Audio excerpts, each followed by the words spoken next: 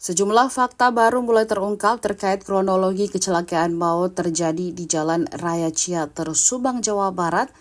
Sedikitnya 9 nyawa siswa SMK Lingga Kencana Depok melayang dari total 57 orang di dalam bus pariwisata tersebut. Satu korban yakni guru juga harus berpulang ke rahmatullah.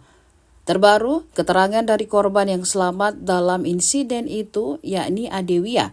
Menurut Adewia, suasana ceria di dalam bus tiba-tiba berubah menjadi tegang saat sopir bus berteriak kencang kala menyadari rem bus blong tepat di jalan turunan. Adewia, satu dari korban yang selamat dari kecelakaan di Ciater, Subang, masih ingat betul apa yang terjadi dari dalam bus. Ternyata kecelakaan terjadi setelah perjalanan dilanjutkan hanya terpaut 5 menit dari rumah makan tempat rombongan siswa SMK Lingga Kencana Depok beristirahat makan dan sholat maghrib. Adewia duduk di bangku depan dekat sopir hingga akhirnya ia melihat langsung bagaimana bus oleng dan menabrak beberapa kendaraan di depannya.